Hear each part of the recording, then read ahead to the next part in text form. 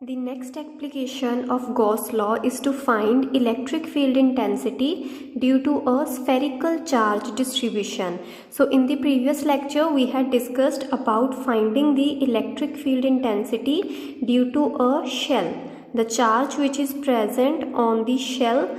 So we found the electric field intensity due to that system. So in the previous lecture, the charge was present only on the surface of the sphere. So we had a sphere and the charge was present only on the surface. So no charge was present in the volume of the sphere. The charge was present only on the surface.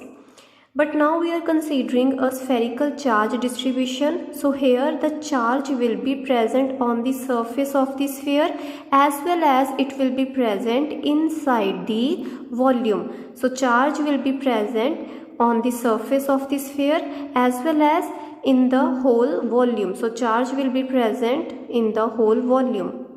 So charge will be distributed all over the volume of the sphere, whereas in the previous case the charge was present only on the surface and no charge was present inside the sphere.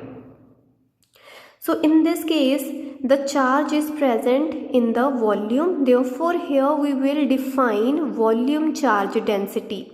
So here we will define volume charge density. Let's say Q is the total charge which is present on the sphere. So Q, it is the total charge which is present on the sphere, and total volume of the sphere will be given by 4 by 3 pi r cube. So this is the volume of the sphere. So volume charge density, it is the charge present in unit volume. So this will be equal to the total charge on the sphere divided by the total volume of the sphere, which is 4 by 3 pi r cube. So this is how we define rho in the case of spherical charge distribution. So now we are going to find electric field intensity at point P. This is the observation point. So we are going to find the electric field intensity at this point. This is the observation point and this is at a distance of small r from the center of the sphere. And the radius of the sphere is capital R. The observation point, it is at a distance of small r from the center of the charge distribution. So first case we are going to see is when the observation point where we are finding the electric field intensity, that point is present outside the charge distribution. So the first case is small r is greater than capital R. So case 1 is small r greater than capital R. So we are finding electric field intensity at this point which is outside this spherical charge distribution. So the first step is to draw the Gaussian surface, because we are going to find electric field intensity using Gauss law, because this is the application of Gauss law.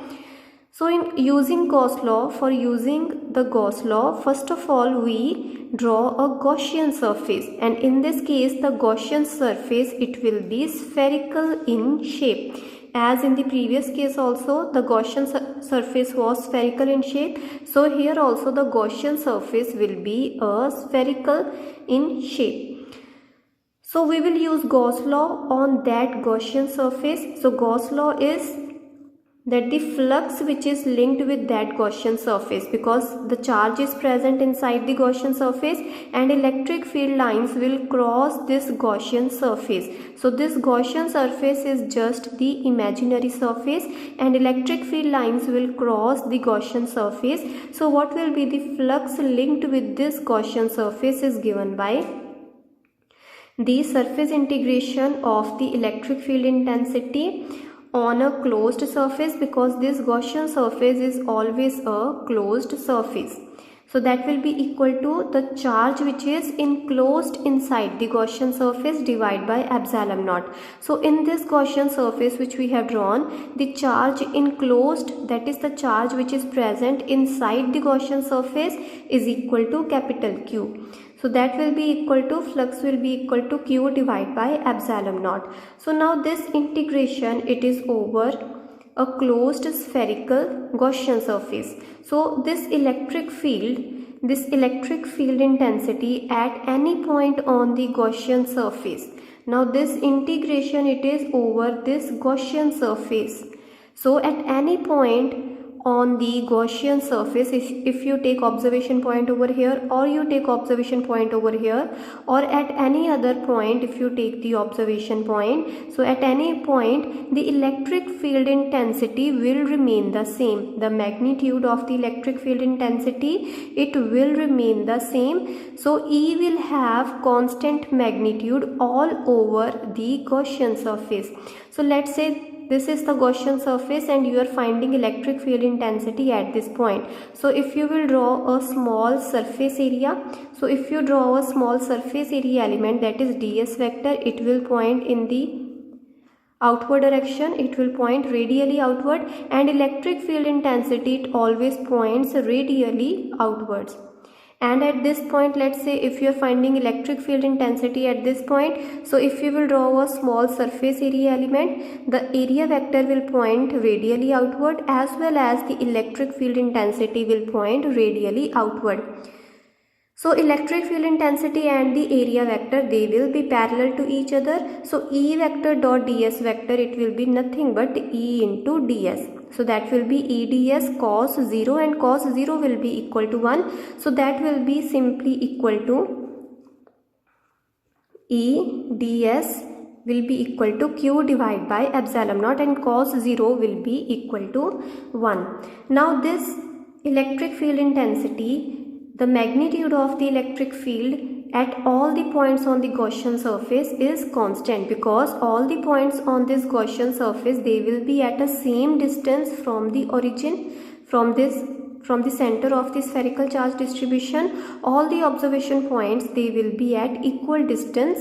So therefore electric field, magnitude of the electric field will also be constant at all the points on this Gaussian surface.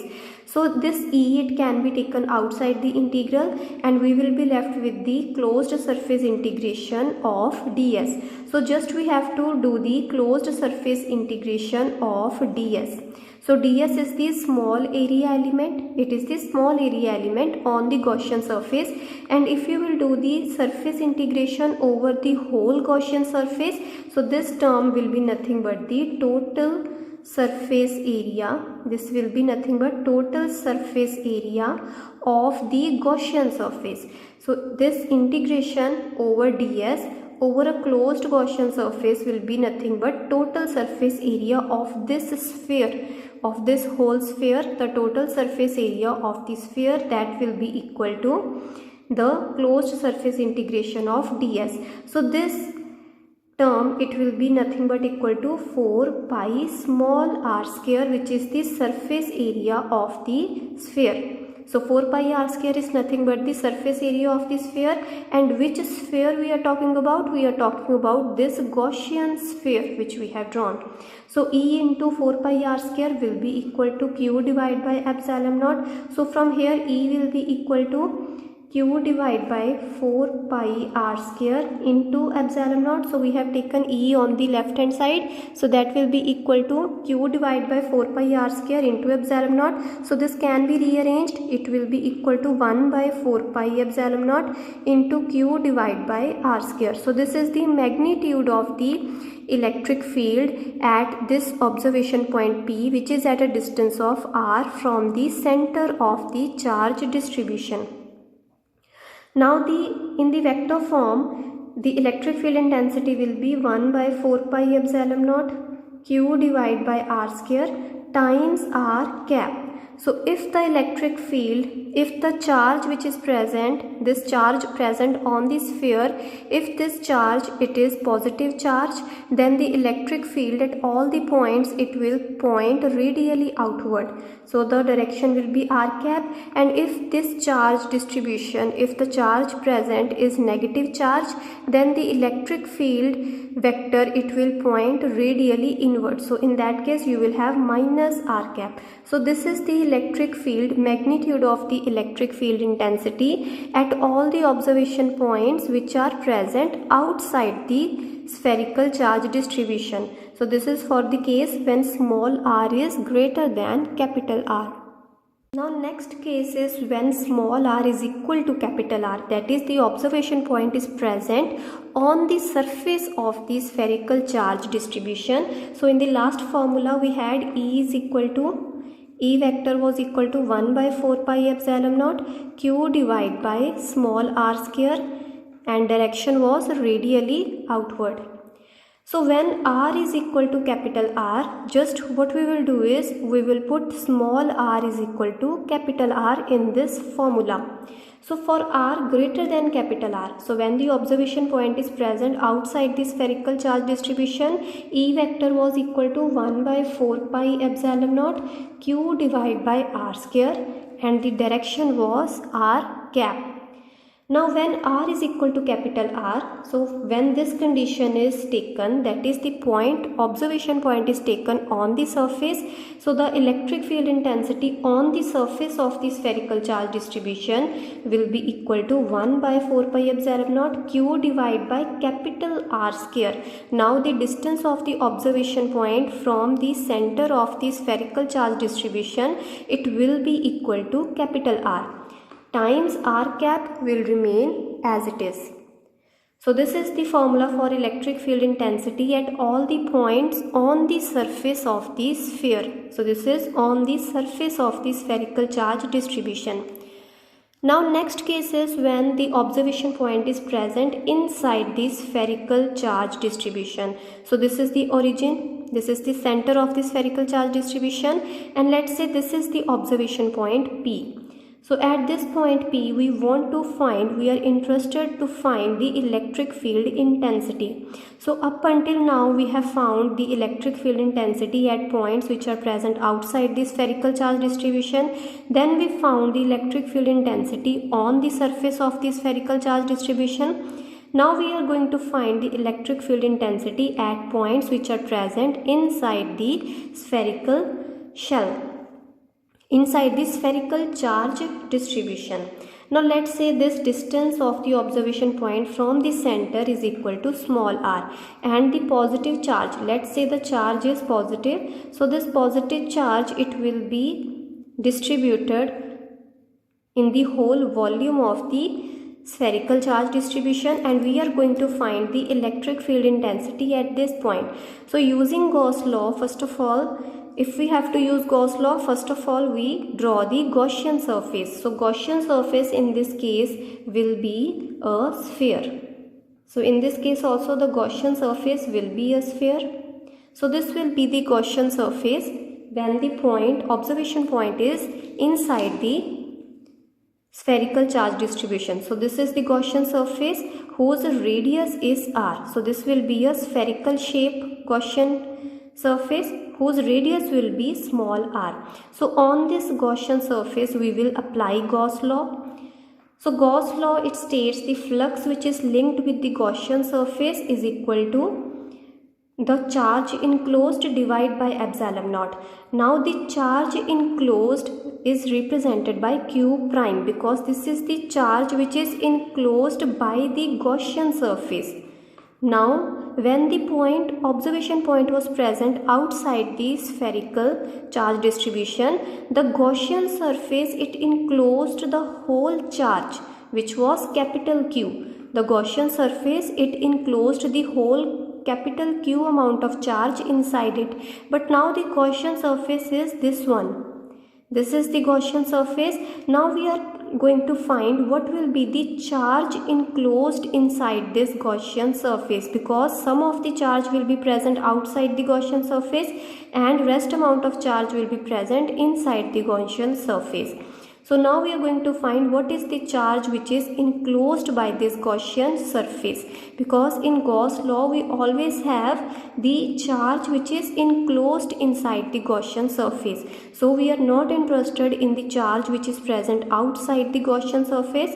We are just interested in finding the charge present inside the Gaussian surface. So let's say the charge present inside the Gaussian surface is q prime. So this flux linked with this Gaussian surface will be equal to q prime divided by epsilon naught, and this integration, this closed surface integration, will be over this Gaussian surface, imaginary Gaussian surface which we have drawn. Now what will be Q prime? Now Q prime can be found out using the concept of volume charge density. Now what is volume charge density? It is total charge divided by total volume, which is Q divided by 4 by 3 pi r cube. This we have already seen. Now what is the charge which is Q prime? So Q prime amount of charge is present in this volume. Only in this small volume, the volume which is enclosed by the Gaussian surface. Now what is the volume which is enclosed by the Gaussian surface? It is equal to 4 by 3 pi small r cube. So this is a sphere. The shape of the Gaussian surface will be spherical. So the volume of the Gaussian surface will be equal to 4 by 3 pi small r cube, where r is the radius of this Gaussian surface. So this will be the volume of this Gaussian surface. Now we know the charge which is charge present in unit volume. Rho is nothing but the charge present in unit volume, and we are interested to find the charge which is present in this amount of volume, which is 4 by 3 pi small r cube. So we want to find Q prime, which is the charge present in this volume, and we know the charge present in unit volume is given by rho. So charge in 4 by 3 pi r cube volume will be nothing but equal to rho times 4 by 3 pi small r cube. So rho, it is the charge present in unit volume. Rho gives us the charge present in unit volume times the total volume in which we are going to find the charge. So times the volume in which the charge is present. So the volume is 4 by 3 pi small r cube. The charge we are going to find only in this volume. So the volume is 4 by 3 pi r cube. So charge Q prime, which is present only inside this Gaussian surface, will be equal to rho times the volume enclosed by this Gaussian surface, which is 4 by 3 pi small r cube. So this is Q prime. Therefore the equation of Gauss law, this equation of Gauss law will become this surface integral will be equal to Q prime divided by epsilon naught. Now what is Q prime? It is rho times 4 by 3 pi small r cube divided by epsilon naught. So Q prime divided by epsilon naught. Now electric field intensity, it will have same magnitude at all the points, and the electric field intensity will point radially outwards. Electric field intensity will point radially outwards, and the ds vector will also point radially outwards. So in this case also, electric field intensity and ds vector, they will be parallel to each other. So we will have E into ds into cos of theta. Now theta will be 0 here. Therefore we will get E into ds. Simple. We will get E into ds inside the integration. So E electric field, it has the constant magnitude at all the points on the Gaussian surface. So this can be taken outside the integral, and ds will remain inside the integral. So that will be equal to rho into 4 by 3 pi r cube divided by epsilon naught. So right hand side will remain the same. Now this is the surface integration over ds, and this surface integration is over the Gaussian surface. So this is the surface integration over the Gaussian surface over this surface. So that will give us the surface area of the Gaussian surface. So surface area of the Gaussian surface is equal to 4 pi r square.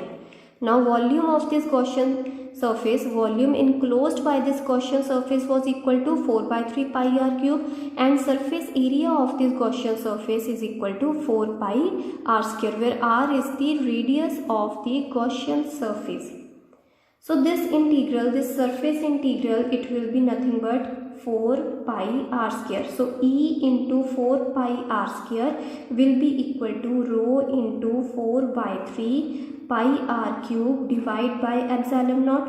So from here you can simplify this expression, and you will get r square will cancel with r cube, and r will remain, 1 r will remain in the numerator. So E will be equal to rho into r divided by 3 epsilon naught.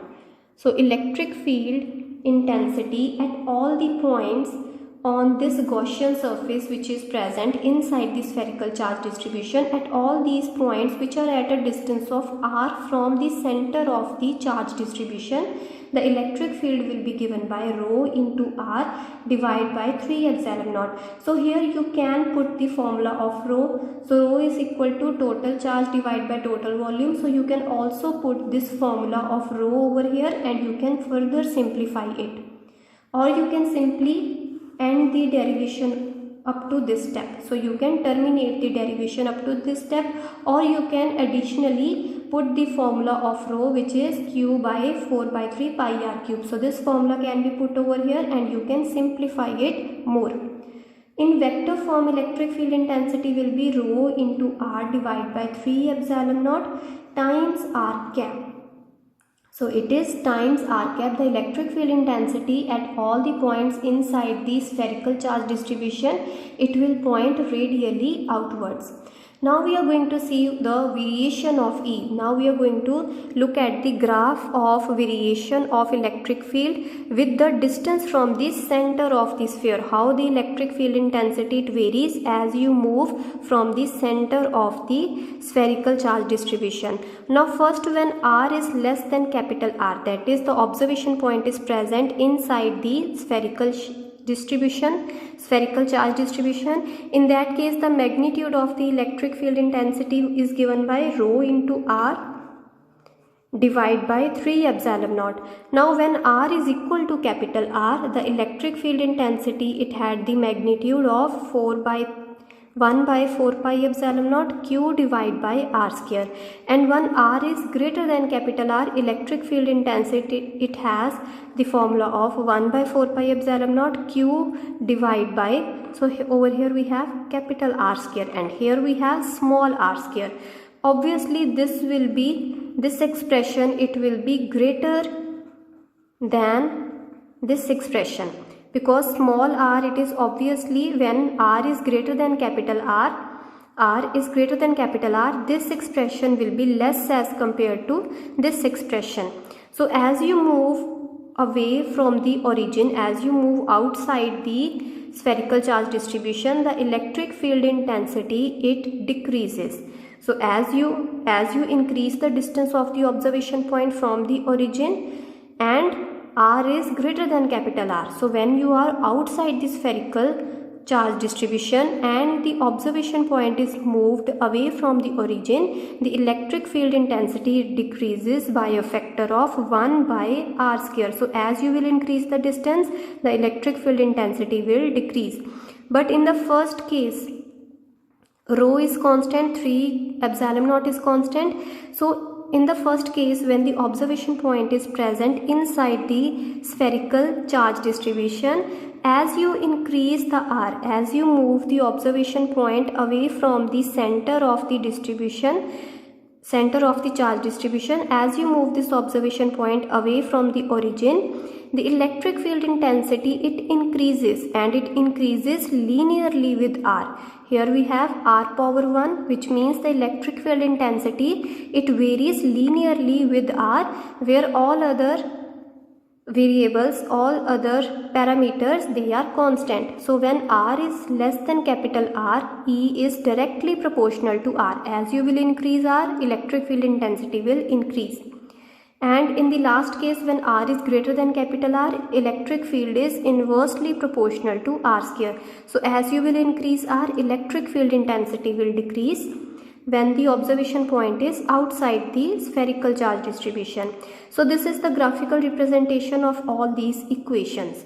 Now this is r is equal to 0, that is the center of the charge distribution. So when r is equal to 0, so when in the first equation if you put r is equal to 0, E will be equal to 0. So here we have the point at r is equal to 0, E is equal to 0, and as r will increase, E will also increase.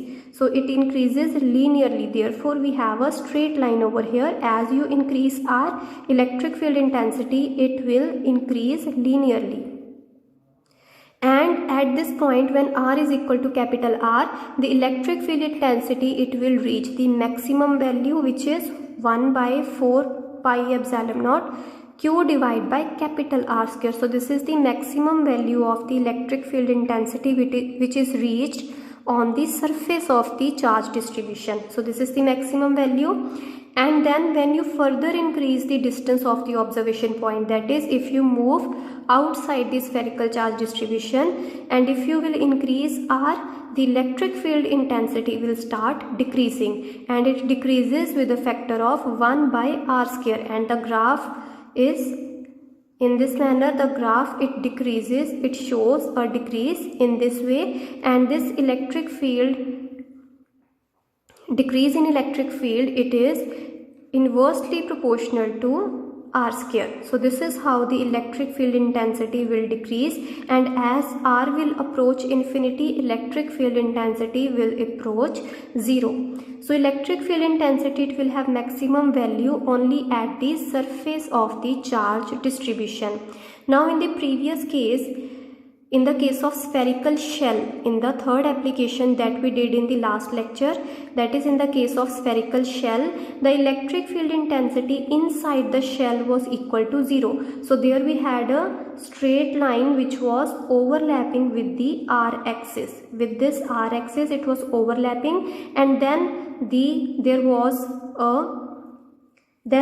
a sharp jump at the maximum value of electric field intensity in the previous case, and then electric field intensity, it showed a variation by 1 by R square. So this curve, it was the same as that of the shell, but inside the spherical shell, the electric field intensity, it always remains 0, whereas in the case of a spherical charge distribution where the charge is present, it is also present in the volume, then in this case the electric field intensity is non-zero inside the spherical charge distribution. So electric field intensity, it is non-zero and it varies linearly with R. So this is the difference. This section of the graph is different from that of the previous case.